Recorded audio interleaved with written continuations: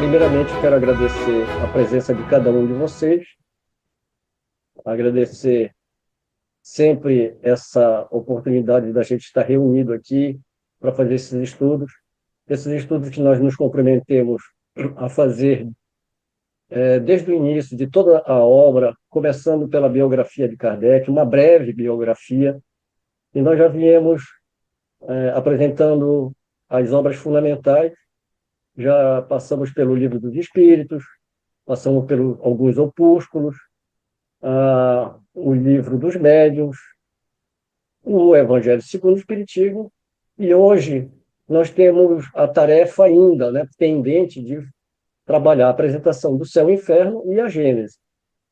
Vamos começar hoje a apresentação do Céu e Inferno perdão, ou a Justiça Divina, segundo o Espiritismo, e eu peço então licença a vocês para a gente compartilhar a tela para a gente iniciar a nossa apresentação. Meus amigos, eu gostaria, em primeiro lugar, eu diria, de reafirmar, né, um comunicado que nós fizemos em 2019, comunicado da Sociedade de Estudos Espíritas Fraternidade Japão. O assunto é sobre a adoção das edições originais do Céu e o Inferno e a Gênese. Para evitar que a gente fuja muito do assunto, nós vamos ler o comunicado. Eu acredito que ele é muito claro, não vai precisar a gente fazer muitos adendos. Prezados amigos, amigas, a Sociedade de Estudos Espíritas Fraternidade Japão, fiel aos princípios espíritas organizados por Allan Kardec, reafirma sua decisão de adotar a primeira edição de O Céu e o Inferno, ou A Justiça Divina, segundo o Espiritismo, de 1865, e a quarta edição de 1868 de A Gênese, os Milagres e as Predições, segundo o Espiritismo, como definitivas para seus estudos e práticas. Após exame das edições originais e das versões póstumas, quarta edição de O Céu e o Inferno, de 1870, e quinta edição de A Gênese, de 1872, constatamos alterações significativas nestas últimas, incluindo supressões de trechos sobre o livre-arbítrio e a responsabilidade moral do espírito, além de acréscimos que introduzem um caráter dogmático, bem como visões místicas e conceitos de punição eterna, desalinhados com a racionalidade espírita. Pesquisas de Simone Privato, Goidaniti, publicado no livro O Legado de Allan Kardec, de 2017, que deram origem a outras pesquisas em fontes primárias, documentos preservados por Canuto Abreu, denúncias de Henri Sauce, na França, em 1884, Berthe Fropo, que também escreveu um livro, e lá ela também faz as denúncias, o livro intitulado Beaucoup de Lumière, que significa muita luz, em 1884, evidenciam manipulações que comprometem a integridade doutrinária, possivelmente influenciada por ideias externas ao espiritismo. Consideramos também perspectivas contrárias, que defendem a legitimidade das edições póstumas, com base em possíveis revisões de Kardec, que as adotam como definitivas. Contudo, guiados pelo livre exame e pela ausência de depósitos legais para edições revisadas em vida de Allan Kardec, optamos pelas edições originais, que refletem autenticamente seu pensamento e o ensinamento dos espíritos superiores. Essa decisão encontra solidariedade em organizações como a União das Sociedades Espíritas do Estado de São Paulo, a USE São Paulo, a Confederação Espiritista Argentina, CEA, a União Espírita Francesa e Francófona, que igualmente promovem as edições de 1865 de O Céu e o Inferno e de 1868 de A Gênese. Respeitamos as diferentes visões e incentivamos o diálogo fraterno, A Sociedade de Estudos Espíritas Fraternidade Japão seguirá aprofundando a doutrina espírita com rigor e espírito crítico, promovendo a análise comparativa. Agradecemos a todos que compartilham o compromisso com o Espiritismo e permanecemos abertos à reflexão coletiva. Fraternalmente, assino eu, como representante da Sociedade de Estudos Espíritas, da Takahama, 16 de maio de 2025. Encerrado esse comunicado, agradeço a todos e a gente vai, então, agora falar sobre a obra O Céu e o Inferno, ou A Justiça Divina segundo o Espiritismo, de Allan Kardec. O livro foi publicado em 1º de agosto de 1865. Aqui é a capa de rosto do Céu e Inferno. Ela é a 4ª obra fundamental da doutrina espírita, publicada, como já falamos, em 1º de agosto de 65, com o título Céu e Inferno, ou A Justiça Divina segundo o Espiritismo. Nós lembramos que na Revista Espírita de julho de 65, o Kardec já avisa na Revista Espírita, em dados bibliográficos, que está no prelo para aparecer em 1º de agosto. E, finalmente, em agosto é lançado, e em setembro, em notas bibliográficas da Revista Espírita de 65, setembro de 65, ele anuncia que já está à venda O Céu e o Inferno, ou A Justiça Divina segundo o Espiritismo.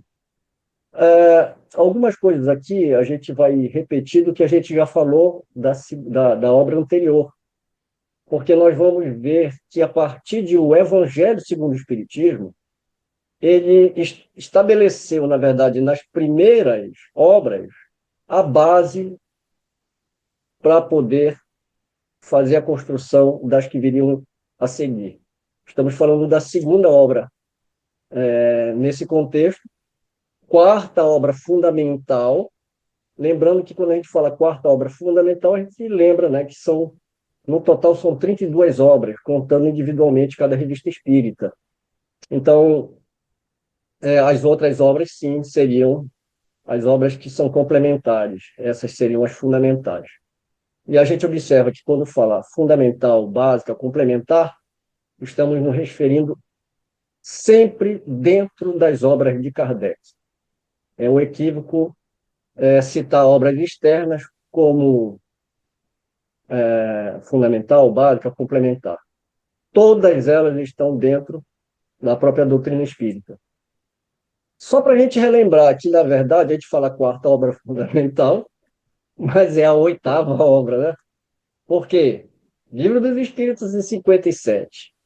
Instruções Práticas das Manifestações do Espírito, em 58. O que é o Espiritismo, em 59.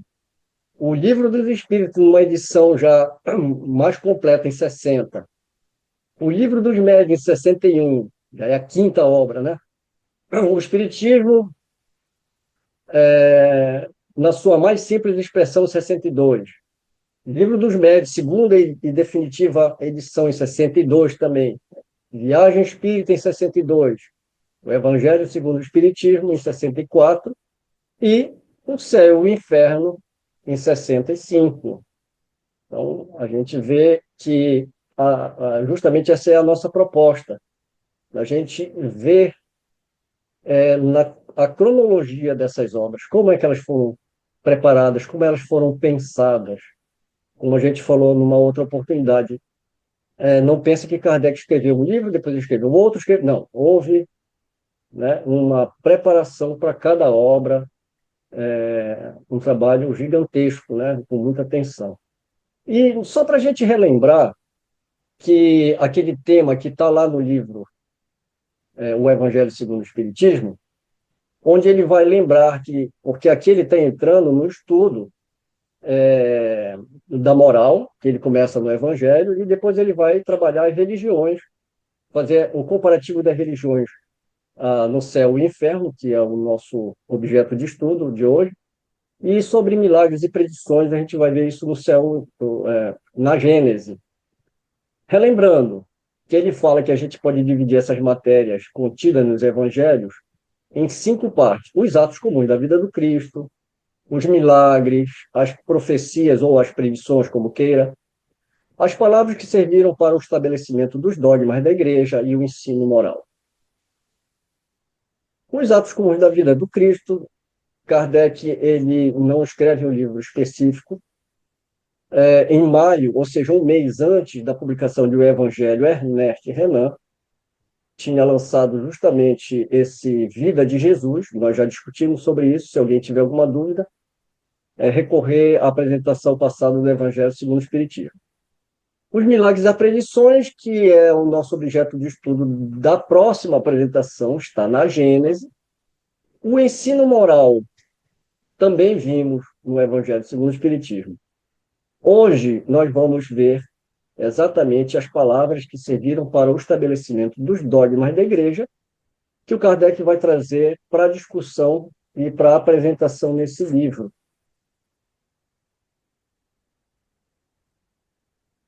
Aqui nós vamos pegar já o prefácio do livro, onde ele diz: o livro dos Espíritos, o grifo é nosso, tá? Contém as bases fundamentais do Espiritismo. É a pedra angular do edifício. Todos os princípios da doutrina estão ali expostos, até os que devem constituir seu coroamento. Era preciso, no entanto, mostrar-lhes os desdobramentos, deduzir-lhes todas as consequências e todas as aplicações à medida que tais bases emergissem do ensino complementar dos espíritos e de novas observações. Foi o que fizemos em O Livro dos Médiuns e em O Evangelho segundo o Espiritismo, a partir de pontos de vista específicos. É o que fazemos nesta obra, desde um outro ponto de vista, e é o que faremos sucessivamente nas que nos restam publicar, que virão ao seu tempo. Nós sabemos que Kardec ele tinha a intenção de publicar não só a Gênese, mas como outros livros. Infelizmente, não teve o tempo hábil e nós ficamos somente com o próximo livro que ele fala que resta publicar, né? No caso, a Gênese. Aqui eu queria só chamar a atenção, porque, mais uma vez, aquilo que a gente já havia discutido. Não tem como a gente entender o Evangelho, o céu, o inferno e a Gênese, sem entender a base, como ele coloca, base fundamental, livro dos Espíritos, a teoria, a base. E, como ele fala, era preciso mostrar-lhes o desdobramento, deduzir as consequências. E aí ele vai fazer isso no Livro dos Médiuns e nas outras obras, como a gente está vendo aqui. Então, não há como a gente entender o céu e o inferno se a gente também não tem a base. Porque senão a gente sempre vai estar com o pensamento dogmático, fazendo interpretações equivocadas. Por isso que nós precisamos entender primeiramente e estudar primeiramente as obras que vieram antes destas. Vamos dar aqui um pequeno exemplo e a gente vai ver a quarta parte, ou seja, melhor dizendo, né, usando o termo que Kardec utilizou, o quarto livro, nas traduções para português, alguns tradutores colocaram primeira parte, segunda parte, terceira e quarta parte. Kardec ele não faz essa divisão, ele fala primeiro livro, segundo livro, terceiro livro e quarto livro. Então, no quarto livro, ou livro quarto, é um livro intitulado Esperanças e Consolações. É justamente este livro que vai ser a base para o céu e o inferno. Lembra que ele falou que primeiro precisava tirar todas as deduções, fazer todas as reflexões? O céu e o inferno começa aqui. Toda a teoria que ele vai desenvolver aqui, ele vai fazer o desdobramento e mostrar a sua aplicabilidade no céu e inferno. Então, para a gente ter ideia, esse livro quarto, que vai falar sobre as esperanças e consolações, nós temos 4 capítulos. Ele começa com esse primeiro aqui, sobre penas e gozos terrenos. onde ele vai explorar felicidade e infelicidade relativas, perda de entes queridos, decepções, ingratidão, quebra de afeições, uniões antipáticas, preocupação com a morte, desgosto pela vida, suicídio. Ora, são questões primordiais que as religiões tratam, mas Kardec ele vai fazer essas análises segundo o Espiritismo. Nós temos o segundo capítulo, que vai falar sobre as penas e gozos futuros. Então, ele vai trazer. E vocês podem perceber que as temáticas aqui elas se repetem nos capítulos do Céu e Inferno. O nada, a vida futura, não é verdade? Né? Intuição das penas e dos gozos futuros, intervenção de Deus nas penas e recompensas, natureza das penas e gozos futuros, penas temporais, expiação e arrependimento, duração das penas futuras, ressurreição da carne e, finalmente, paraíso, inferno, purgatório e paraíso perdido. Me perdoem, deixa eu só fazer uma correção. No começo eu falei que eram 4 capítulos. Desculpe, são 2 capítulos, né? Abordando todas essas questões aqui. Eu coloquei um asterisco nesses 3 últimos temas, porque, basicamente, quem vai fazer os comentários dessas temáticas são os espíritos de São Luís, Lamennais, Platão, Paulo. Prosseguindo, eu gostaria de falar um pouquinho aqui com vocês sobre essas temáticas que foram já trazidas no Livro dos Espíritos. Vamos começar pelo capítulo 1, sobre penas e gozos terrenos. Felicidade e infelicidade relativas. Eu não trouxe aqui perguntas para a gente ficar lendo pergunta e resposta. A gente vai trazer, na verdade, o que eu quero trazer aqui é os temas, partindo do pressuposto que nós já conhecemos o Livro dos Espíritos, certo? É só para a gente ter a ideia de como Kardec já vinha pensando a respeito do assunto, e a gente sabe também que para ele chegar a publicar isso no livro, numa obra definitiva, né, pelo menos na primeira, depois na segunda edição do Livro dos Espíritos, ele levou muitos anos analisando, comparando, interrogando os espíritos através de diversos médiuns para obter justamente uma universalidade desses ensinamentos. Então, por exemplo, ele começa com a interrogação: o homem pode gozar na Terra uma felicidade completa? Porque Deus beneficia com os bens da fortuna certos homens que não parecem merecê-los. Ou seja, são questões capitais que o homem vai procurar na religião, e procurar essas respostas. E o Kardec vai fazer esse levantamento dessas questões. Há pessoas que, privadas de todos os recursos, mesmo quando reina a abundância em seu redor, não veem outra perspectiva de solução para o seu caso, a não ser a morte. O que devem fazer? Deixar-se morrer de fome? Porque neste mundo os maus exercem geralmente maior influência sobre os bons. Perdas de entes queridos. Quantos de nós não sofrem com isso? Como a humanidade já não sofreu e se questionou a justiça e a bondade de Deus quando leva um ente querido, principalmente quando se trata de crianças. A gente questiona, né, essa justiça, essa bondade. E o Kardec vai também abordar esses assuntos, vai conversar com a espiritualidade superior. Que pensar da opinião das pessoas que consideram as comunicações do além-túmulo como uma profanação? Começa por aí, né, a respeito da comunicação com os mortos. Nesse caso, algumas perguntas, eu trouxe a resposta, até para a gente ver, começar a delinear a visão que o Espiritismo vai dar. Então, o que pensar da opinião de pessoas que consideram as comunicações do além-túmulo como uma profanação? Não pode haver profanação quando há recolhimento e quando a evocação é feita com respeito e decoro.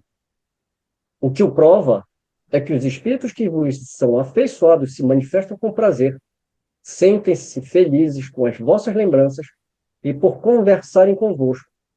Profanação haveria se as evocações fossem feitas com leviandade. O que está escrito aqui? Ou como diria Jesus, como leis? Pode ou não pode fazer a evocação de um ser querido? Pode ou não pode fazer a evocação de qualquer ser? Ou não pode? Há uma profanação quando há recolhimento e é feita com respeito e decoro, não há nada de errado. Coisas para a gente meditar, coisas que estão lá no livro dos Espíritos e que muitas vezes a gente apressadamente viu, leu, mas não observou, né? E citando Jesus de novo, né? Quando ele perguntou aos, aos fariseus, né? O que está escrito na lei? Aí Jesus fala, aliás, Jesus faz a pergunta e Jesus pergunta, o que está escrito na lei? Como leis, ou seja, qual é a interpretação que você dá? Aqui tem um complemento a essa resposta, que fala assim: a possibilidade de entrar em comunicação com os espíritos é uma bem doce consolação que nos proporciona o meio de nos entretermos com os parentes e amigos que deixaram a terra antes de nós. Pela evocação, eles se aproximam de nós, permanecem do nosso lado, nos ouvem e nos respondem. Não existe mais, por assim dizer, separação entre nós e eles, que nos ajudam com seus conselhos, nos dão testemunhos da sua afeição e do contentamento que experimentam por nos lembrarmos deles. É para nós uma satisfação de sabê-los felizes e aprender através deles os detalhes da sua nova existência, adquirindo a certeza de um dia, por nossa vez, nos juntarmos a eles. Lembrando que esses ensinamentos estão no Livro dos Espíritos. Muitas pessoas devem estar se perguntando, estariam se perguntando quando leram isso, como fazer? Kardec vai fazer o desdobramento no Livro dos Médiuns. Quer dizer que toda vez que eu quiser falar com alguém, é só estalar o dedo e vem? Existem condições, essas condições estão ali no Livro dos Médiuns.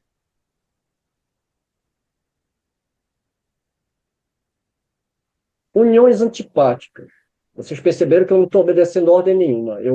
Nós pegamos aqui as ideias principais, né? 940.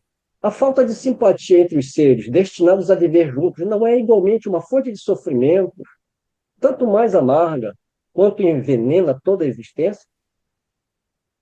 Muito amarga de fato, mas é uma dessas infelicidades de que, na maioria das vezes, sois a primeira causa.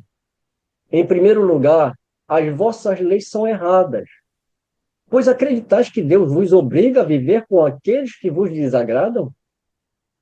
Depois, nessas uniões, procurais quase sempre mais a satisfação do vosso orgulho e da vossa ambição do que a felicidade de uma afeição mútua. E sofreis, então, apenas a consequência dos vossos preconceitos.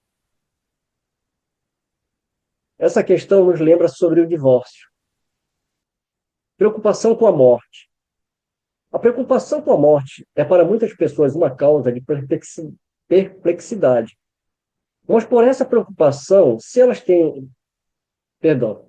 Mas eu acho que faltou um quê aqui, né? Mas por que essa preocupação se elas têm o futuro pela frente? Resposta: é errado que tenham essa preocupação, mas que queres? Procuram persuadi-las, desde cedo, de que há um inferno e um paraíso, sendo mais certo que elas vão para o inferno, pois lhes ensinam que aquilo que pertence à própria natureza é um pecado mortal para a alma.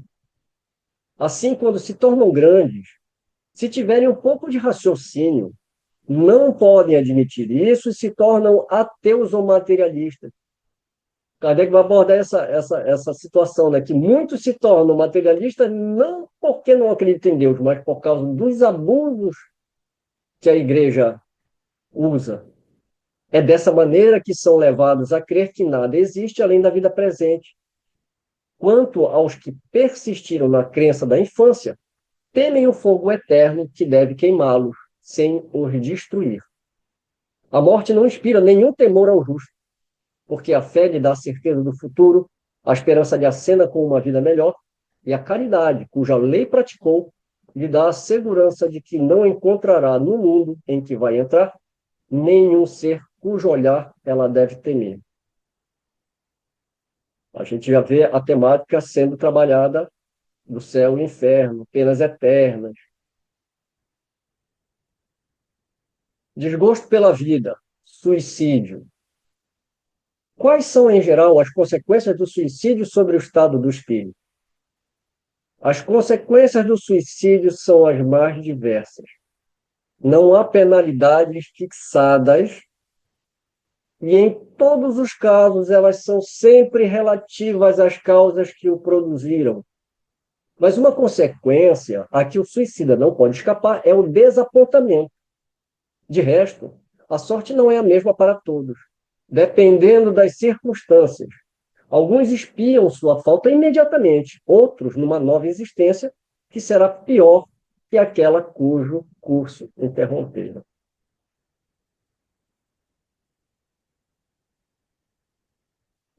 Nós quisemos trazer exatamente, sem aprofundamento, mas só que para lançar a semente dessa ideia.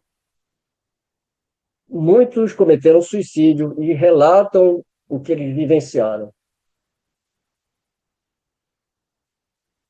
As consequências do suicídio são as mais diversas. Não é penalidade fixadas. São sempre relativas às causas que produziram. A sorte não é a mesma para todos. Alguns espiam imediatamente, outros numa nova existência. Então, são condições do espírito, penas e gozos futuros. Intuição das penas e dos gozos futuros. No momento da morte, qual o sentimento que domina a maioria dos homens? A dúvida, o medo ou a esperança? A dúvida para os céticos endurecidos, o medo para os culpados, as esperanças para o homem de bem.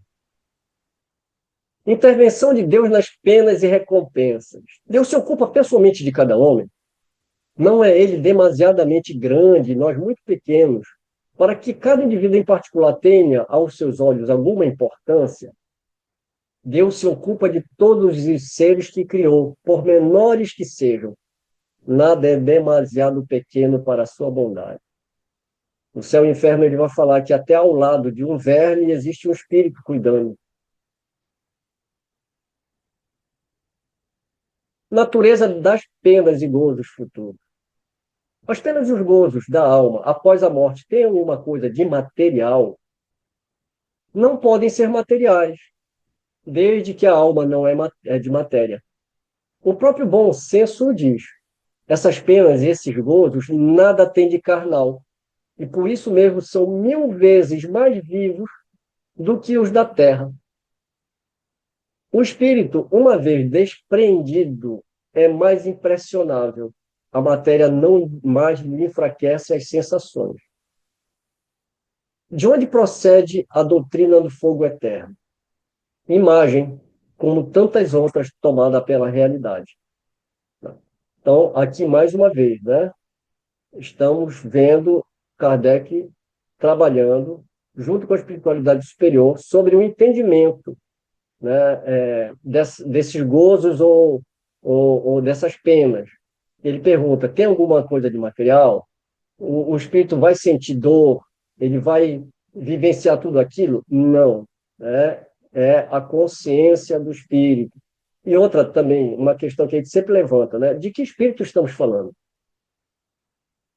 Mas a gente vai entrar, quando a gente vai falar de que espírito a gente está falando, a gente vai entrar já nos pormenores sobre a classificação desses espíritos.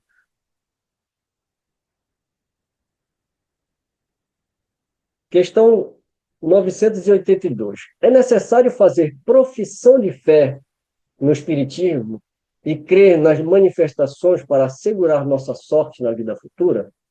Eu achei interessante porque é muito comum a gente usar aquela frase, fora da igreja não há salvação, e abordar a questão que fora da caridade, mostrando que você não precisa fazer profissão de fé em religião nenhuma.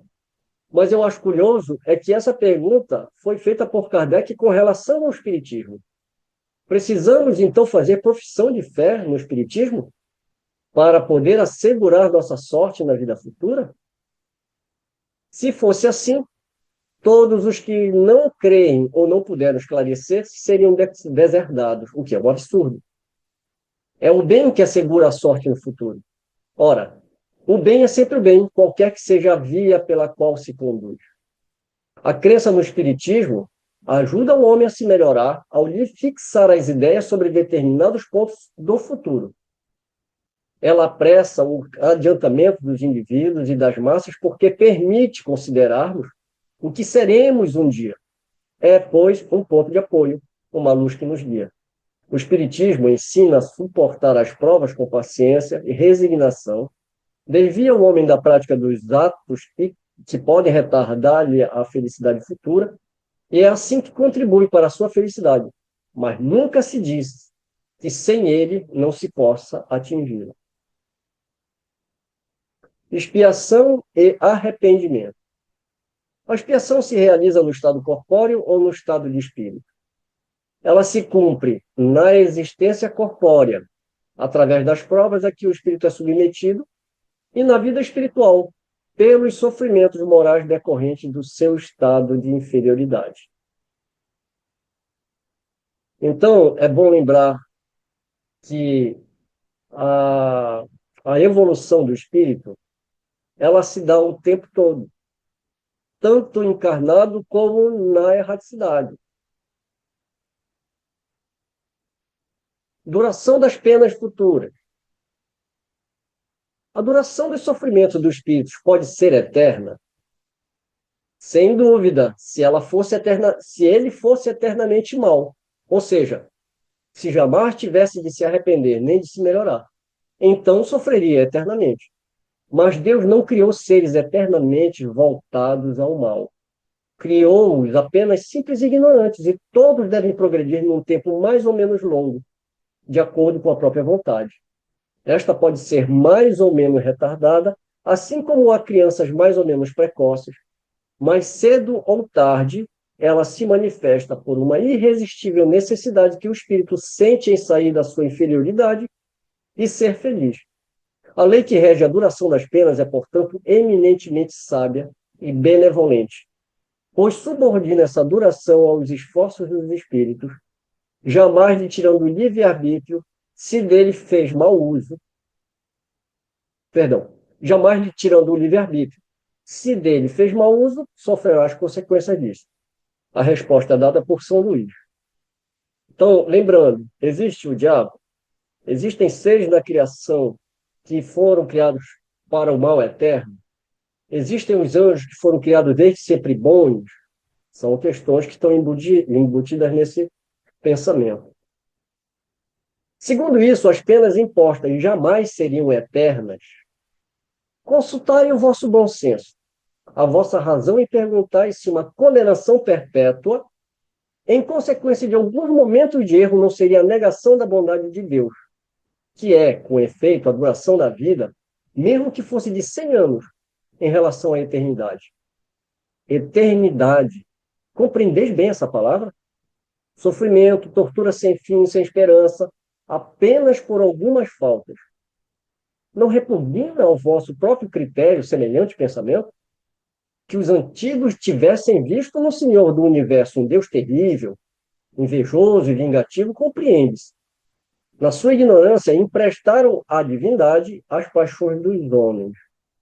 Mas não é esse o Deus dos cristãos, que coloca o amor, a caridade, a misericórdia, o esquecimento das ofensas no plano das primeiras virtudes.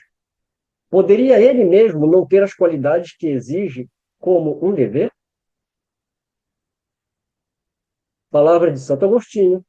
Ele continua, né, a reflexão, nós trouxemos só esse ponto para para a nossa reflexão. E, finalmente, paraíso, inferno, purgatório. E o paraíso perdido. Um lugar circunscrito no universo está destinado às penas e aos gozos dos espíritos, de acordo com seus méritos? Existe um lugar físico, um lugar no plano espiritual para isso? Já respondemos a essa pergunta. As penas e os gozos são inerentes ao grau de perfeição do espírito. Cada um traz em si o princípio de sua própria felicidade ou infelicidade. E como eles estão por toda parte, nenhum lugar circunscrito ou fechado se destina a uns ou a outro. Quanto aos espíritos encarnados, são mais ou menos felizes ou infelizes segundo o grau de evolução do mundo que habitam. Nenhum lugar circunscrito ou fechado, não é isso? Então, existe céu, existe inferno, existe um umbral, que é o inferno criado pelos espíritas, né? De acordo com isso, o inferno e o paraíso não existiriam como os homens os representam, não são mais do que figuras. Os espíritos felizes e infelizes estão por toda parte. Entretanto, como já o dissemos também, os espíritos da mesma ordem se reúnem por simpatia, mas podem reunir-se onde quiserem, quando perfeito. A localização absoluta dos lugares de penas e de recompensas só existe na imaginação dos homens. Provém da sua tendência de materializar e circunscrever as coisas cuja natureza infinita não podem compreender.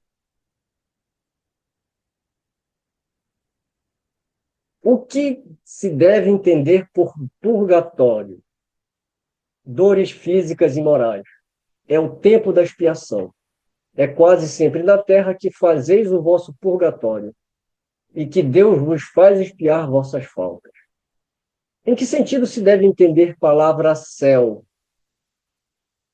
Disseram, aqui, né, já não trouxe a resposta, né, só para a gente terminar o tema. Disseram alguns espíritos habitar o quarto, o quinto céu, etc. O que entendiam por isso?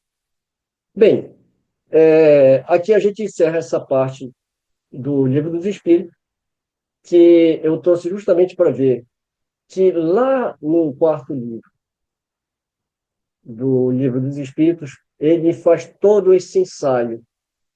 E muitas questões que hoje é discutida, e às vezes até pelo fato de terem sido trazidas em obras mediúnicas, e eu não vejo problema nenhum em que essas ideias possam ter sido trazidas, porque desde o tempo de Kardec existiam obras que falavam, né, de lugares circunscritos,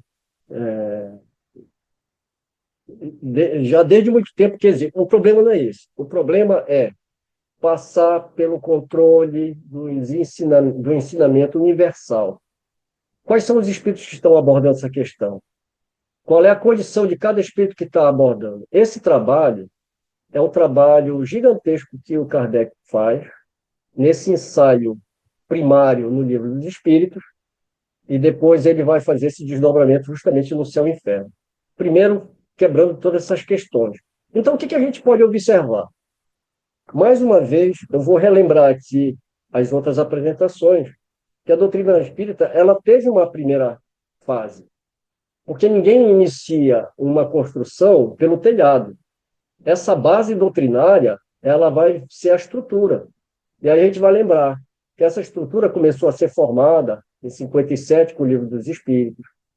Em 58 vem instruções práticas sobre manifestações espíritas.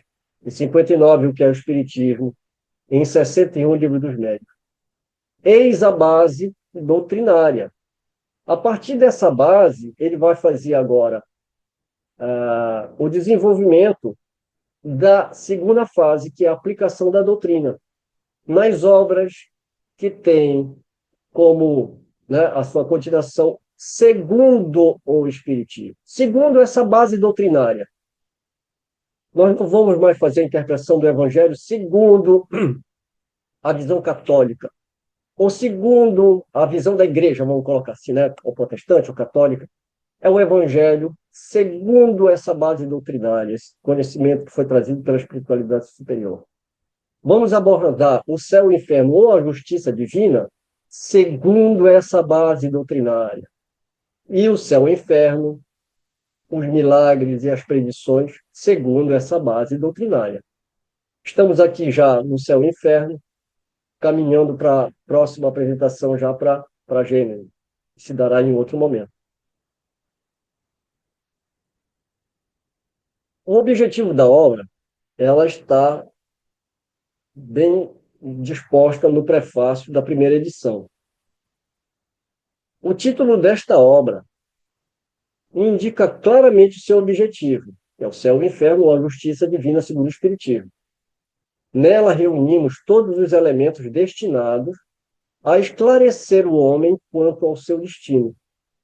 Como em nossas publicações anteriores sobre a doutrina espírita, nada colocamos neste livro que seja produto de um sistema preconcebido ou de concepção pessoal, que, aliás, não teria nenhuma autoridade. Tudo foi deduzido da observação e da concordância dos fatos. As ideias novas só frutificam quando a terra está preparada para recebê-las. Ora, por terra preparada não se deve entender algumas inteligências precoces, que só dariam frutos isolados, mas um certo conjunto na predisposição geral, a fim de que não somente dê frutos mais abundantes, mas que a ideia, achando um maior número de pontos de apoio, encontre menos oposição e esteja mais forte para resistir a seus antagonistas. O Evangelho segundo o Espiritismo já foi um passo adiante. O céu e o inferno é um passo a mais, cujo alcance será facilmente compreendido, pois ele toca no ponto nevrálgico de certas questões, conquanto não devesse vir mais cedo. Então, nós vamos ver nessa obra, daqui é o prefácio, né? E a gente vai seguir com o prefácio para também falar um pouquinho sobre essa primeira parte. Então, a primeira parte desta obra, ela foi intitulada Doutrina. Contém o exame comparado das diversas crenças sobre o céu e o inferno, os anjos e os demônios, as penas e as recompensas futuras. O dogma das penas eternas é tratado aí de maneira especial, sendo refutado por argumentos colhidos das próprias leis da natureza e que demonstram não somente o lado ideológico, não somente o lado ilógico, centenas de vezes já assinalado, como sua impossibilidade material. Com as penas eternas caem naturalmente as consequências que se acreditava delas poder tirar. Então, quando ele vai trabalhar essa primeira parte da doutrina, ele está fazendo exatamente um comparativo das religiões. Ele vai pegar as religiões cristãs, ele vai pegar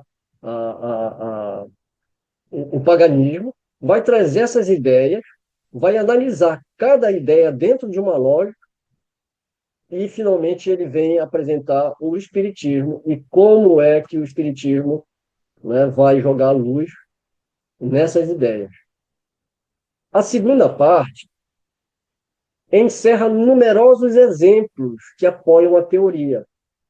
Lembra que Kardec ele traz a teoria e depois ele vem trazer a prática, né? Então ele forma a base e agora, com os exemplos, ele vai estabelecer, né, melhor essa teoria.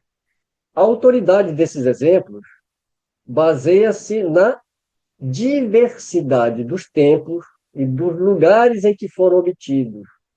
Porquanto, se emanassem de uma única fonte, podiam ser considerados como produto de uma mesma influência.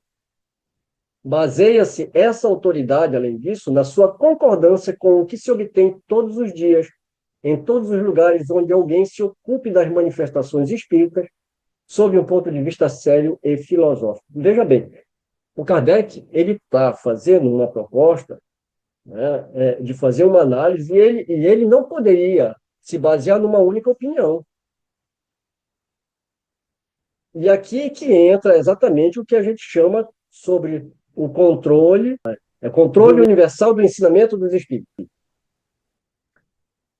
Cada um desses exemplos é um estudo em que todas as palavras têm seu valor para quem quer que reflita com atenção sobre elas, visto que cada ponto jorra uma luz sobre a situação da alma após a morte, assim como sobre a passagem, até agora tão obscura e tão temida, da vida corpórea à vida espiritual.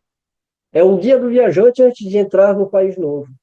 A vida de além-túmulo aí se desdobra em todos os seus aspectos como um vasto panorama. Todos poderão nele aurir novos motivos de esperança e de consolação, assim como novas bases para fortalecer sua fé no futuro ou na justiça de Deus. Vamos dar um pulinho lá no Evangelho segundo o Espiritismo, quando ele vai trazer a autoridade da doutrina espírita. Ele vai falar exatamente sobre o controle universal do ensino dos espíritos.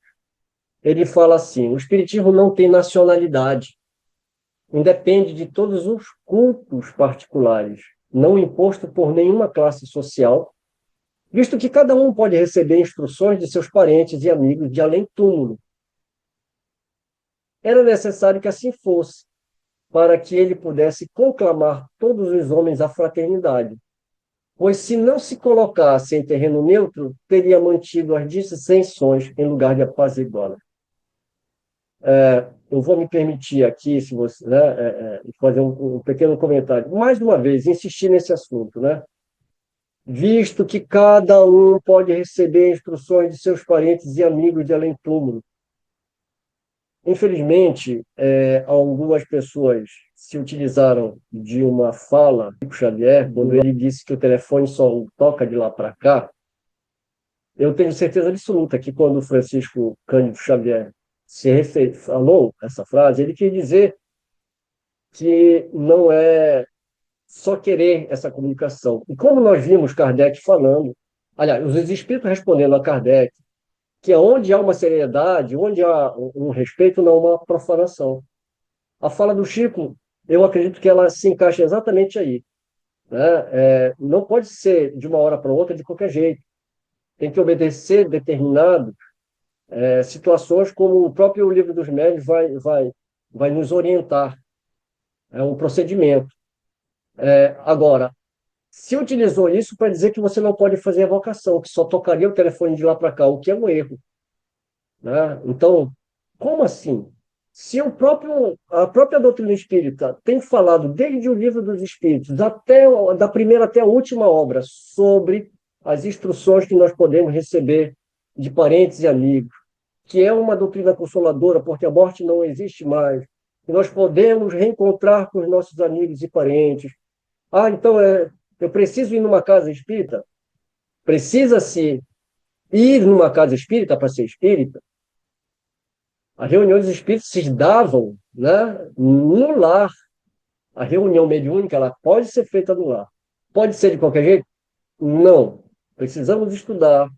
E ali, Kardec, no Livro dos Espíritos, mais uma vez, ele dá todas as diretrizes para formar grupos, formar sociedades. Essas sociedades elas podem ser apenas grupos familiares, né? Elas podem ter uma representatividade maior, mas sempre o estudo da doutrina e grupos pequenos. Bem, voltando aqui, retomando a ideia do controle universal do ensino dos espíritos, esta universalidade do ensino dos espíritos faz a força do espiritismo e é, ao mesmo tempo, a causa de sua tão rápida propagação.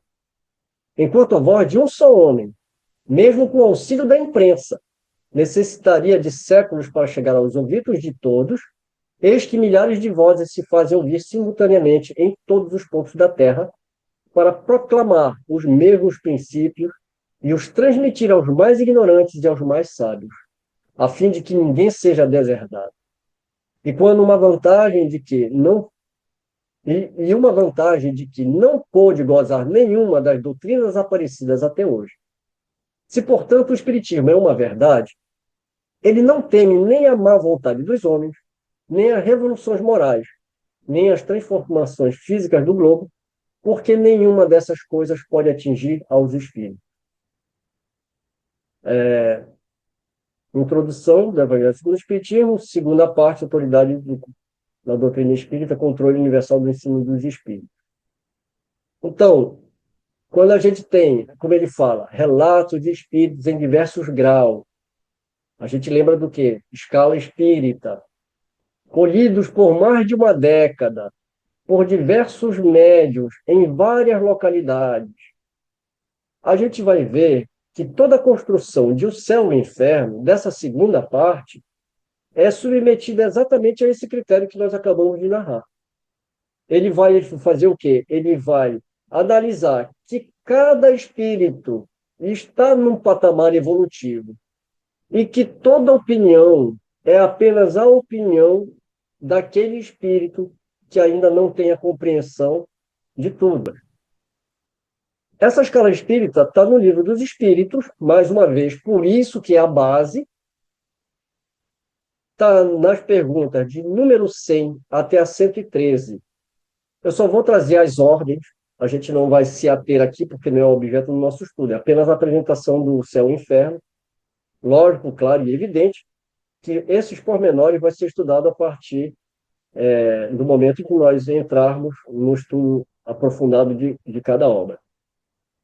Nós começamos essa ordem dos espíritos imperfeitos, a terceira ordem, com os espíritos impuros, os levianos, os pseudo-sábios, os neutros, os batedores e perturbadores. A segunda ordem são os espíritos bons. Eles podem ser classificados como benévolos, sábios, prudentes, superiores. E a primeira ordem, que são os espíritos puros, que são os puros de espírito. Vamos agora falar um pouquinho, né, de uma comunicação que Kardec registrou numa sessão sonambúlica do senhor Morim. Isso se deu em 8 de outubro de 1865. Isso não está na codificação, isso está naquele acervo do Canuto Abreu, que foi publicado. Esses daqui são os facsímiles, né? Você vê que, na verdade, essa comunicação ela foi muito extensa, né? Então, nós temos aqui praticamente 10 folhas, mas nós vamos apenas ler uma parte em que Kardec vai questionar sobre o resultado da publicação do Céu e Inferno. Lembrando que esse material ele tem acesso público. Está lá em projeto Allan Kardec, né, da Universidade Federal de Juiz de Fora. Né? Aí está o link, né, do projeto. E esse documento é o documento de número 144. Lá, nessa comunicação, nessa sessão, o Kardec abordou vários temas. Dentro desses temas, ele vai fazer a seguinte questão. Vejamos, agora que já passou algum tempo desde a publicação do meu último livro, Céu e Inferno, diga-me um pouco qual a impressão que ele tem causado ao público. E veja aí, mais uma vez, Kardec evocando e perguntando aos espíritos. Resposta.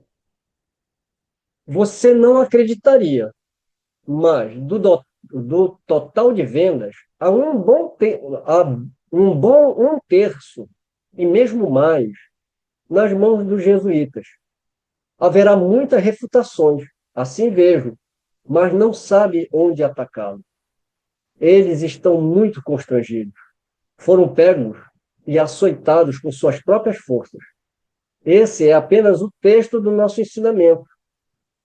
Não se pode dizer nada e, entretanto, tenta-se E o notável é que todos concordam em começar a refutação pelo final, porque não se pode atacar o início. Ele está falando da segunda parte. Pode-se atacar aquelas comunicações dos exemplos, mas a doutrina é muito entediante, muito desagradável. Em toda parte, há partidarismo na refutação. Pluma na mão, ataca-se a segunda parte. Mas quando é preciso falar da primeira, impossível. É bem espinhoso responder essa parte. É tão difícil que roem as unhas. E as dos jesuítas são tão ruídas que as suas mãos se transformaram em patas de veludo. Ah, como eles se culpam e como estão desesperados por não terem se apropriado dessa ideia desde o início. Mas é tarde demais para tudo, tarde demais para assumi-la, tarde demais para fundi-las. Eles estão enfraquecidos. Empurremos, pois, se pararmos, cairemos, e se não cedermos, iremos o máximo que pudermos. Mas eles fazem um bom progresso. Há um grande sentimento de medo, manifesto pelo silêncio geral, e que é dominado pelo arrependimento, por não terem se juntado a nós logo de saída. Começamos a acertá-los de frente. Eles não podem refutar as manifestações. Eles agora não mais as tratam como absurdos, mas as colocam na alta conta do demônio, enquanto discretamente reconhecem a sua realidade. Eles temem, mas não saberiam renunciar a uma dominação que seria a sua ruína. A todas essas referências, por todos esses referendos, seu orgulho e sua riqueza. No entanto, fazem duras concessões e, sem ver ainda todo o perigo, pressentem a catástrofe. Olha, é, a gente precisa ler com mais calma essa comunicação, precisa pensar melhor em tudo que a gente estudou até agora, e a gente percebe que o Espiritismo ele tinha uma força muito grande. Eu falei no pretérito passado, tinha, né? Porque essa força do Espiritismo caiu muito.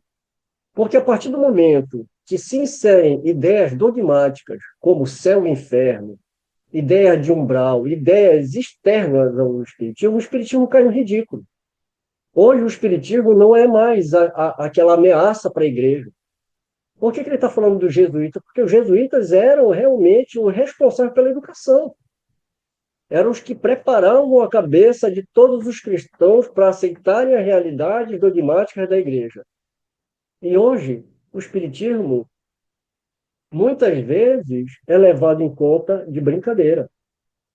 Ainda que no passado, nós tivemos aí algumas pessoas da igreja ocupadas em fazer essa frente ao Espiritismo, porque mesmo ainda o enfraquecimento das ideias do Espiritismo, por causa justamente dessas ideias inseridas, essas ideias dogmáticas inseridas no Espiritismo, nós ainda tivemos um padre Quevedo, e agora me foge a memória, outros padres que ainda estão nas redes sociais atacando o Espiritismo, porque